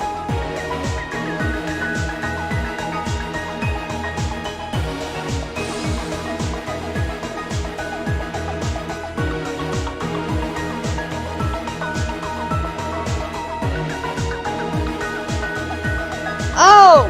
Duh. The killer is you! They drugged him, knocked him out, and stuffed him into the Robo-Justice suit.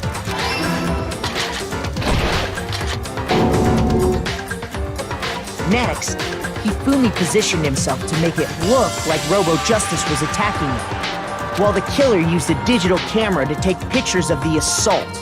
They did all this just to create evidence that would put the suspicion on Hiro. When they were done with him, they shoved him, still unconscious, into the pool room locker. And then finally, at 6 a.m., they moved into the murder phase of their plan. They called Taka to the equipment room.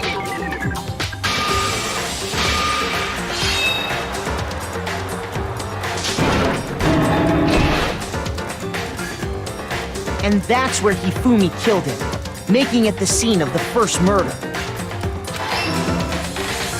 The murder weapon was Justice Hammer 4, which was left there in the equipment room.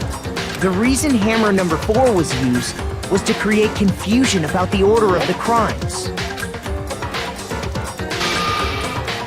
So, next they falsified 2 more assault incidents. For these attacks, the killers pretended to be the victims, to solidify Robo-Justice as the suspect. The first fake incident was the attack in the rec room. There, the killers wanted us to see Justice Hammer 1, and the Robo-Justice pictures they'd taken. They wanted to make sure we bought the surprise attack story. Yep. The second fake incident was the attack in the library. This time, they planted Justice Hammer 2 and an injured Hifumi to sell us that story. With these 2 incidents, the killers were able to create a certain preconception in our minds that the suspect was increasing the size of the hammers and attacking people in order as they did. We fell right into their trap and started looking for the suspect based on that. But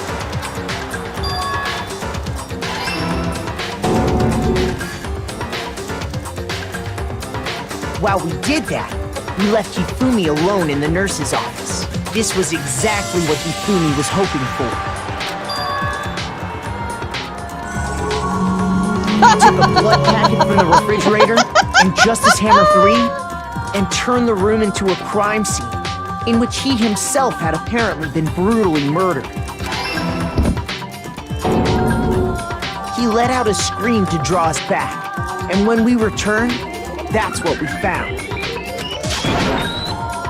Meanwhile, the other group that had been out searching found Taka's body at the same time. So when we heard the body discovery announcement, we naturally assumed it was for Hifumi. We left the nurse's office, and Hifumi once again took advantage of the situation. He simply got up and made his escape. When we learned his body had disappeared, we all rushed back to the nurse's office. And once again, Hifumi had the chance he was waiting for. This time, he snuck into the equipment room.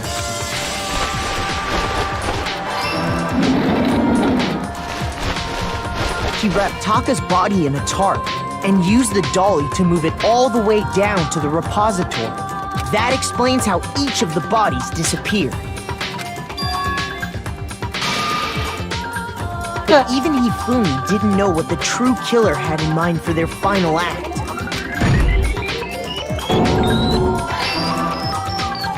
Their plan all along was to kill Hifumi and get rid of the one person who could betray them. And they did it using an ordinary, everyday hammer from the repository. That should cover everything that happened in this case. And the villain behind it all is...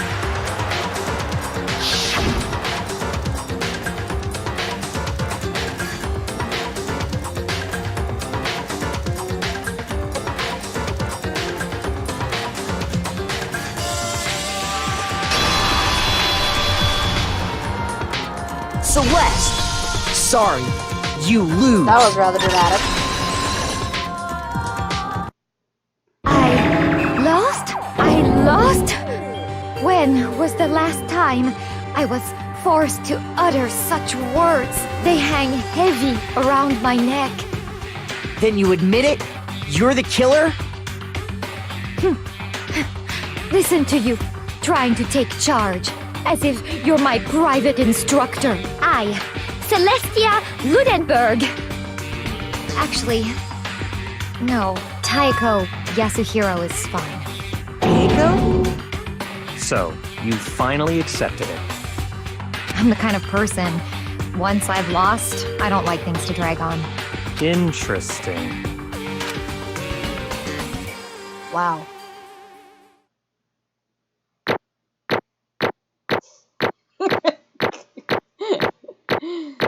I'm really bad at the bullet shit, but I'm spot on with the logic. Okay, Monokuma. I'm ready to begin.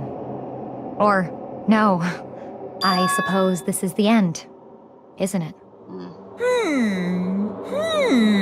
It is indeed the moment we've all been waiting for. Time to vote. Okay? Okay. If you would, please locate your lever and cast your vote. And when the votes are tallied, who will become the blackened? Will you make the right choice or the dreadfully wrong one? What's it gonna be? What's it gonna be? I personally think it would have been a little more exciting if the game didn't make it obvious when you chose the wrong person.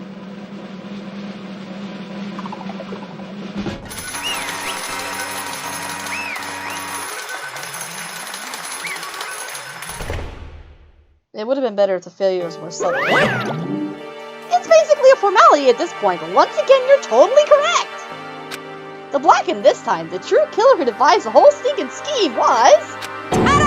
Celestia Ludenberg, or more precisely, Taiko Yasuhiro! Honestly. I lost. Well, that sucks. I guess trying to work with someone else is a mistake after all. Hifumi's ineptitude was beyond all my calculations. I knew it. So you did approach Hifumi with this plan? But how did you get him to agree? I can't imagine he would have happily agreed to commit murder. No, but he would have done it for his master. I'm sure she relied on her specialty, lying. My specialty? Don't make me laugh. I didn't have to lie to him to get him to agree. So then... Then you did. Did you use... You know. I knew you'd figure it out, Kyoko. You're absolutely right. To get Hifumi to access my accomplice, Indeed. I used her. For everyone who's still left, I'll avoid mentioning it by name, but it was the one thing Hifumi and Taka were both super into. Does she mean... of course it was all three. Say what? What? What? What are you talking about? Just a second. Don't interrupt. We're in the middle of a very important conversation here.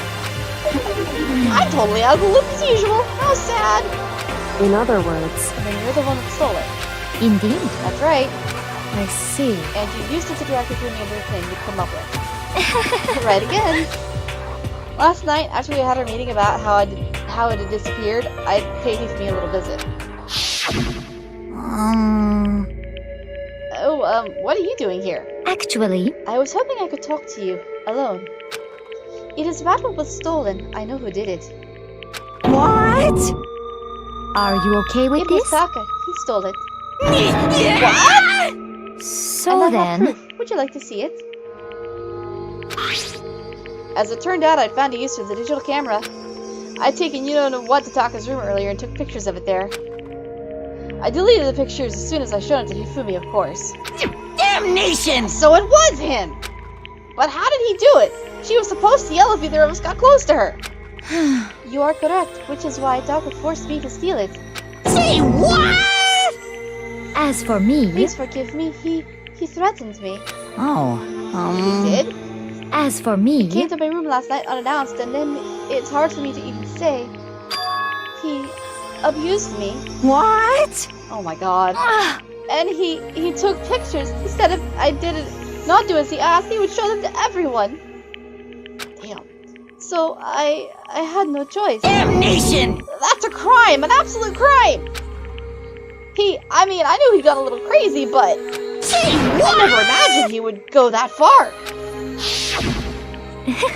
It was amazing how completely he bought it. I can't express how enjoyable that was. I'm about to say something I've never said before in my life. I'm going to kill him. I'm going to fucking kill him. most Wait, unfortunate. please, if you go now, you'll be playing right into his hands. Actually, Taka is planning to use her to escape. And he has made you his target. What? Escape? You don't mean.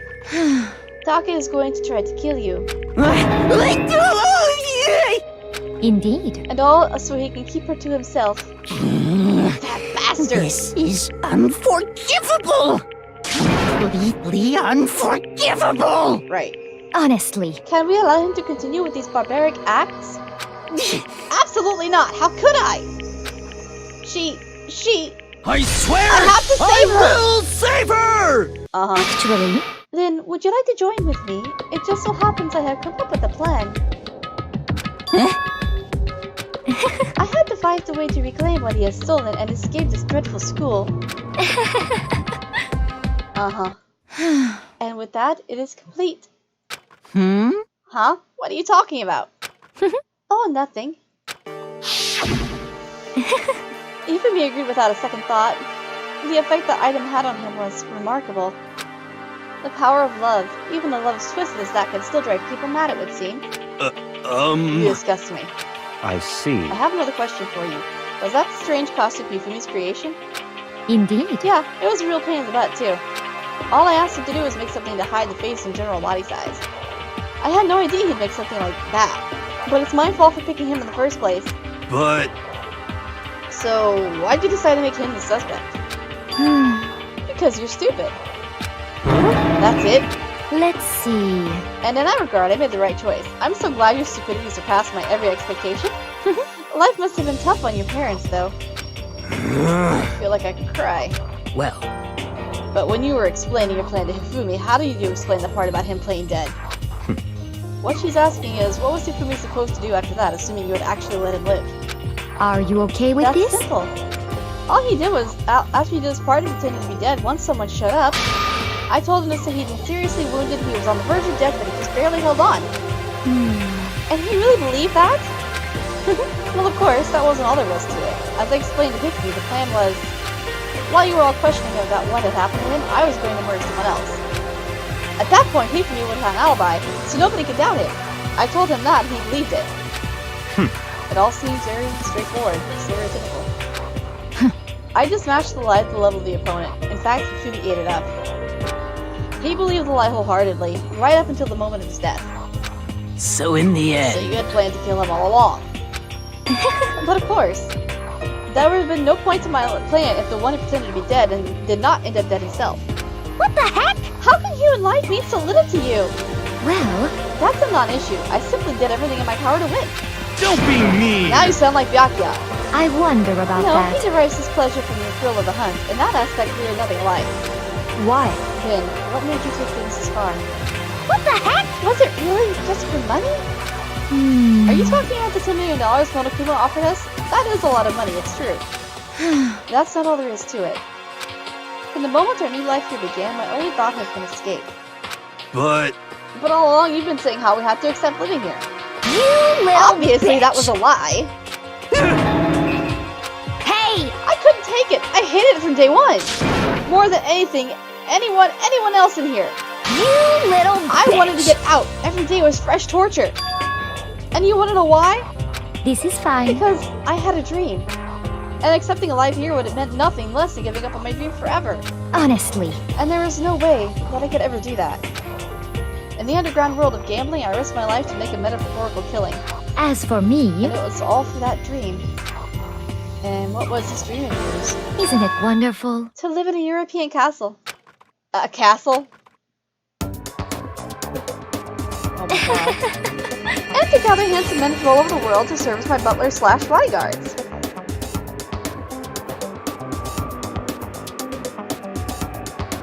Oh, okay, it's not gonna just... Wow. I was going to make them dress up like vampires and satisfy my every need. Once I obtained that, I would have created a perfect aesthetic world of decadence. This is fine. Living the rest of my life, there was only my only dream, my only goal. That's what life is all about.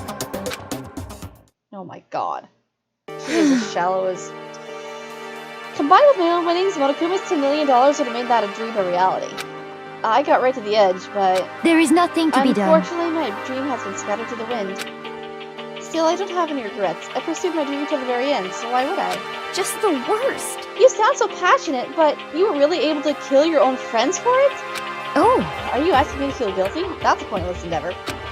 I think nothing of sacrificing others for my own ends. I feel nothing. do you That's all understand? there is to me. That's what makes me complete. Isn't it terrifying how different our values are? There's simply no room for understanding. What is this? And that's what we should be saying. And plus, how can you be so calm? Don't you realize you're about to die? Why aren't you scared? My ability to lie is unrivaled, and I take pride in that. It's not just other people. I can even fool my own emotions. The conscious deceives the unconscious. And that's why you're not scared? Yes, indeed. That's right. I don't fear death. Kill me however you like. But you know, if I could be reincarnated, if I had a choice, then Isn't it I wonderful? think I would like to come back as Maria Antoinette. She's already dead, you dumbass. hey, You just get executed again.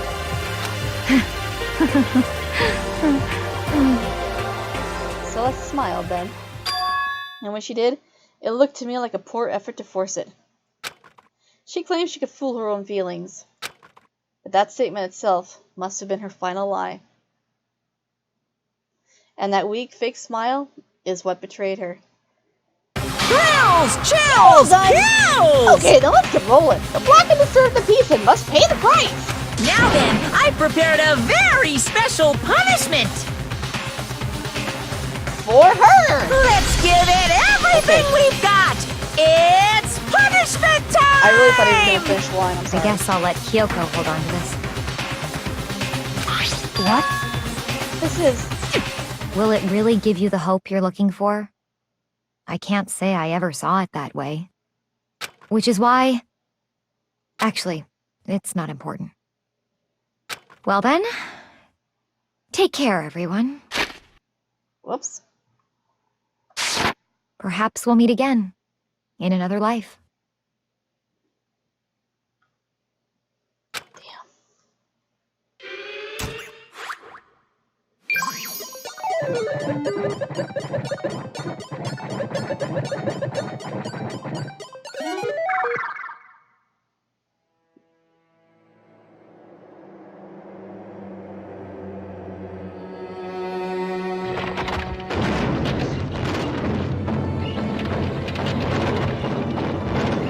That is a hell of an elaborate setup.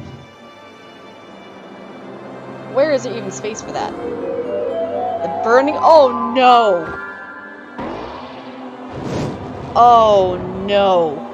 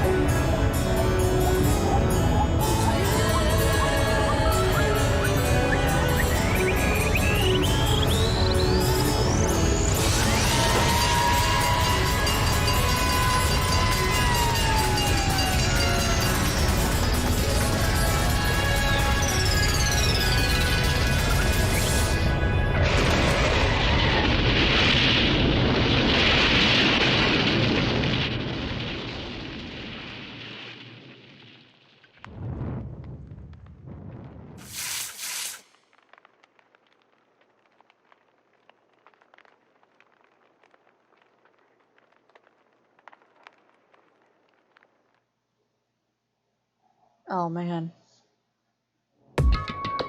That would be even worse than what they did to Leon.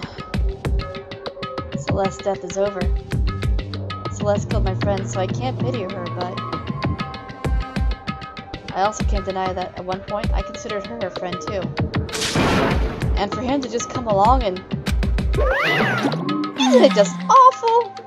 Someone couldn't cut free of their regrets from the outside world, and so more people had to die. Extreme! You guys are still young. You need to place more value on your lives.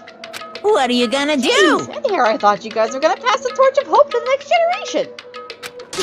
Let me Well, out I of care about here! hope. I'll throw it in the trash if you just let me out of here. Too bad. You're all the embodiment of hope, whether you like it or not. And it's my destiny to knock you down one by one. It's sad, yes it is, but this reality just can't be avoided. Don't talk like you're not responsible.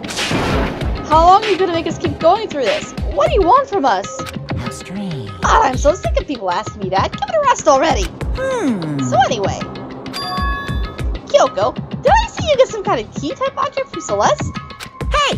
Hey! So, what's the deal with that? She's not gonna say a word. What? Huh? What's the matter? So then, I'll answer your question if you answer mine. you... What did you do? What did you do to me? Ooh. What?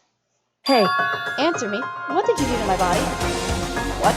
Ooh. Oh man, oh jeez, oh man, oh jeez. What do you mean? What did I do? I have no idea. I don't know anything about it. What was that just now? The mastermind did something to Kyoko's body? What does that mean? Hello. Okay, things are getting kind of awkward. I think it's all about time I got out of here. Well, Meanwhile, you guys can go on enjoying your school life. If you get lonely, give me a shout. Not that I'll do anything about it, of course. see ya later. Monokuma disappeared, leaving us all depressed and in despair. Although it wasn't all despair, there was one small hope. Hey Kyoko, Monokuma already mentioned it, but what's that key that Celeste gave you? so... Most likely, it's the key to one of the dressing room lockers. Huh? Huh? Then that means... Celeste probably hid it in there. Hey, I suppose sometimes it's easiest to miss what's right beneath your nose. Well, then we better go check. Indeed. Good idea. My voice is trashed. We left the courtroom and rushed to the dressing room. As we approached the dressing room, Kyoko looked back at us and said, Hey, I'm going to go on alone from here. Everyone else head to the dining hall. I'll check in with you later. What? Why exactly are you going in alone? so... Do you even have to ask? As she spoke, she glanced quickly at the surveillance camera. Come on. That's not what I mean. Why you? There's still the risk of a spy, you know. Then I'll go too. What? You? Please, let me go. Standing here arguing is just going to draw more attention to us. Goodbye. Do whatever you want. Thank you, Byakuya. Well then. And it's up to you now. Yo! I'm gonna go to the dining hall, okay? Huh? So Makoto and Kyoko are gonna go together? Does that mean what I think it means? No, you Okay. idiot. Good luck, Makoto. Girls like her are total pushovers when you show a little backbone. I tried to forget what Hina said. Everyone headed to the dining hall, leaving me and Kyoko there alone. Shall we go? Yeah. So then, We need to get into that locker. Kyoko took the key Celeste had given her and locked it. And as it swung open, we saw... You're really cold. Good morning! It's been a while, hasn't it? It's safe, thank goodness. I'd never heard Kyoko sound so relieved. It was like she was speaking from the bottom of her heart. I just did what Celeste asked. I didn't say a word. I stayed quiet the entire time. Oh, and, I think I might be to open the last set of files soon. Maybe as early as tomorrow. I'm doing my best, so please wait just a little longer. So, now we can officially say the case is closed. As far as this incident is concerned, sure, but... Can we take a second? Since we have this opportunity, I want you to be honest with me. Kyoko, please tell me, what are you trying to do all on your own here at school? you... Is that why you wanted to come here with me? However, Regardless, that's not something you need to know right now. I don't need to know. That just makes me even more worried. what? Worried? Like what happened in the investigation this time. You disappeared, we didn't see you again. Without warning, without explanation. When you do that, Indeed. it's only natural that they think I'm the mastermind spy, right? And you too. No! I believe in you. What? You believe in me? Isn't it obvious? People believe in their friends, right? That's why I want you to tell me. And I want you to believe in me too. Because we're friends. I understand. It's true. Then maybe I can believe in you. Just a little bit more. Then, That's fine. fine, I'll tell you. I'll tell you why I've been disappearing and where I've been going. You see, what I heard from Kyoko then was... Well, frankly, it kind of blew my mind. Right after I told Kyoko I believe in her, she told me a story that was, well, almost unbelievable. I decided I had to confirm what she said with my very own eyes, so I waited for nighttime to come. And when I did, I went into action. Or when it did. Oh! Oh my! Correct. The boys' bathroom on the second floor doesn't have a surveillance camera or monitor in it. And in the storage closet there, way in the back, she said it was way in the back of the boys' bathroom storage closet, but could Kyoko be right about this? Not weird about going to the bathroom in the middle of the night, even though you have a bathroom in your room. I knew there was something to this. It's just a normal storage closet as far as I can tell. The secret Kyoko told me about, could it really be hidden here? She said it was way in the back of the storage closet. But I mean, seriously? Without thinking, I placed my hand on the back of the storage closet. And suddenly, as if I were being yanked in... Oh my god. At the same time as I heard that sound, I fell through the wall. I had no idea what was going on. What the... Okay. I had fallen through the back of the storage closet. Huh? It turned out, the back wall was like a revolving door and I made my way to the other side. Just like Kyoko had said. Correct. There's a storage closet, way in the back of the closet, there's a secret room. So this is a secret room. But what's in here? Let's find out! A bunch of files and yearbooks covered in dust. One file at the edge caught my eye. Hope's Peak Academy student registry? And this is the only thing in here not covered in dust. Now someone's been looking at it recently. Slipped the file into my hand. But before I had a chance to take a look at it, no! A simple paper fell out of the file and I turned my attention to... Oh, okay. What's this? You must not leave. That's kind of weird. I could understand if it said it was like, I can't leave, but you must not leave? Huh. What is this? My head feels funny. Strange sensation. It's like deja vu. Those words, you must not leave. I've seen them somewhere before. I have, but I can't quite remember. What do I know? What don't I know?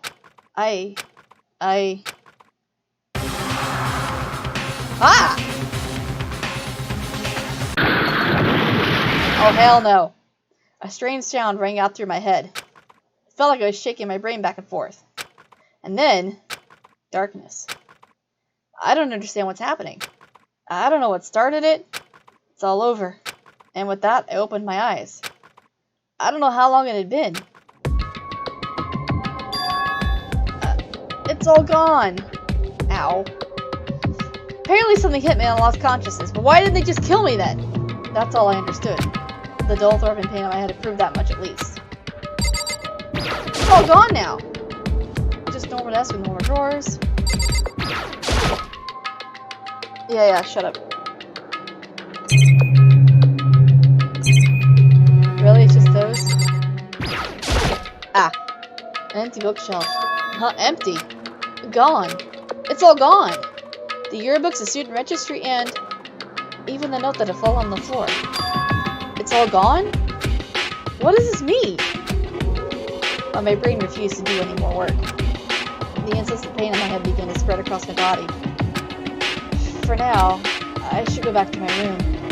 Get some rest.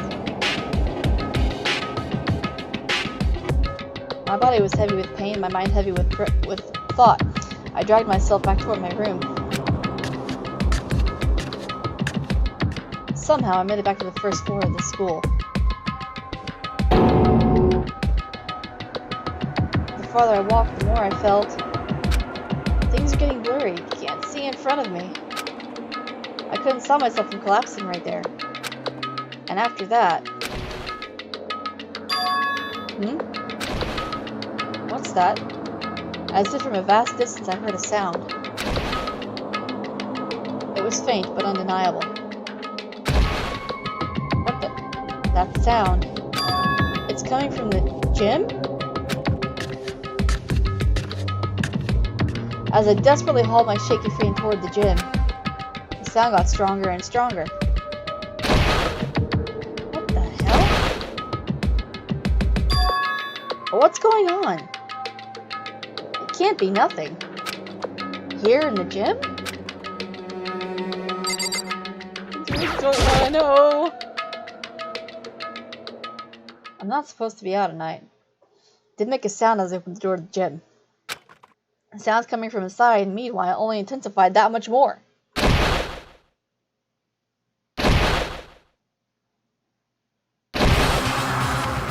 Okay. What the?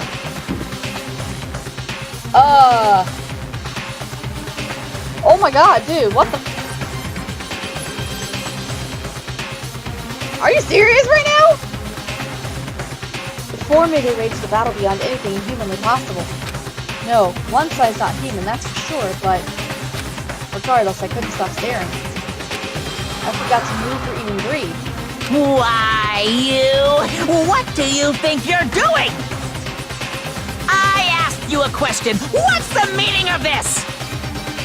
How dare you define me? Oh, no. This wasn't part of the deal! What? What deal? I've made a decision.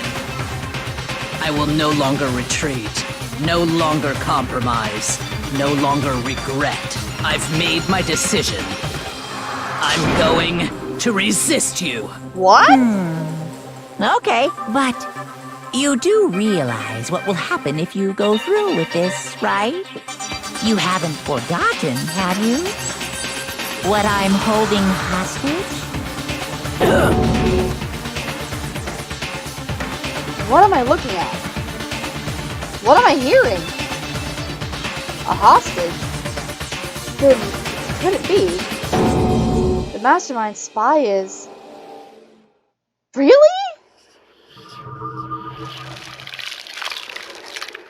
Well, I guess that's the end of chapter 3 then, huh?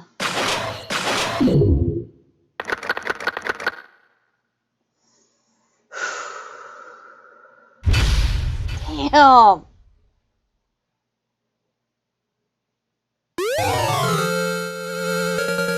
I don't want it. Alright, well, I messed up the ending there, but that's the end of the third class trial. I was suspicious of Celeste the entire time, from the very beginning, as a matter of fact, not just that particular incident. But anyway, that's it. We'll start again with the next fresh day in the next episode. Thanks for watching, hope you enjoyed, and I'll see you later.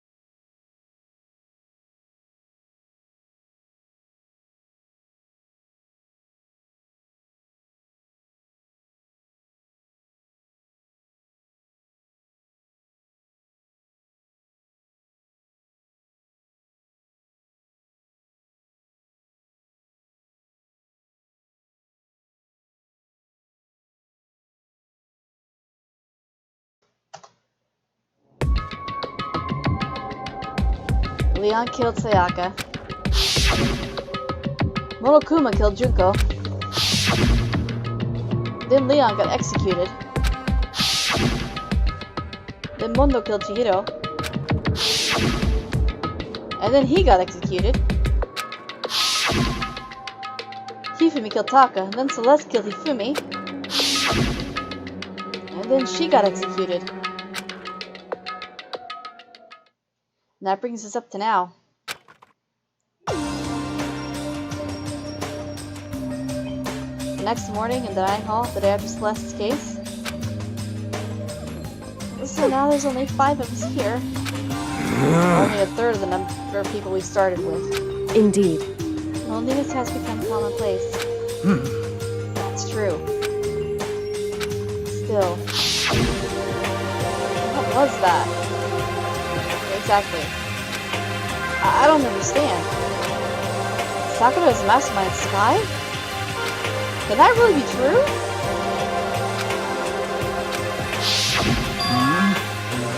Koto, are you okay? No, I'm fine. Can't bring it up in front of the others. If I did that, it would just confuse everyone that much more.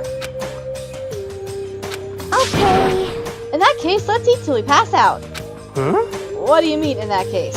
Cause, I mean, Well, cause look how scary everyone looks. It's gotta be because you're all fighting on empty stomachs, right? If you fill your belly, I'm sure you'll all cheer up, so let's eat. okay. Let's fry up some fish and donuts and eat till we can't stand up. What?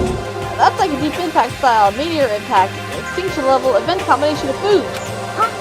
What? Those are both breakfast like times. What'd she say? Still, until we can't stand that part is a problem. After we're done, we need to go explore. I see. That's right. Since the class trial is over, new areas should have opened up. It's true. Plus, we still have alter ego. We don't have to give in to despair just yet. She's right. We had to plan ahead and think about the future. You got it. Yeah, think happy thoughts, not deathy thoughts. You know, Like when we're gonna get out of here, right? for serious. When this is all over, I think I want to get reborn for serious. Reborn as someone serious. Well, Hey, are you okay? That sounds like something someone was about to die would say. I'm totally okay. I'm not gonna die. Why? Because there aren't gonna be any more murders. Huh? What makes you so sure? According to the I predicted spirits. a lot for the. I cannot read. Since it revealed itself to me from the ether, there's no doubt about it. However, How accurate is your fortune telling anyway? How about that? I can usually hit 20 or 30% on a good day. That seems really low. It's not like some Well, occult yeah, mystery. it's not like it's ESP or whatever. Of course I'm only gonna get it right sometimes. The occult is bullcrap. I told you my fortune telling isn't some occult thing. so, Fortune telling isn't a cult? You got it all Of course wrong. not. Clairvoyance is clairvoyance. Don't put it in the same category as cattle mutilation. Huh? Cattle what? So, He's referring to the urban legend where aliens abducted cows and they think it was part of the research. And I'm going to stop here because it's clearly going on for way too long. So yeah. I gotta record after now.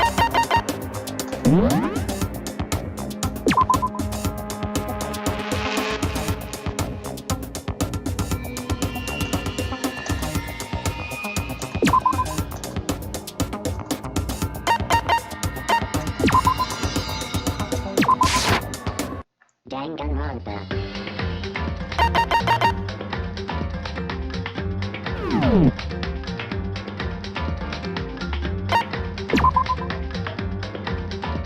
Oh lord, did I just screw everything up? No, it's fine.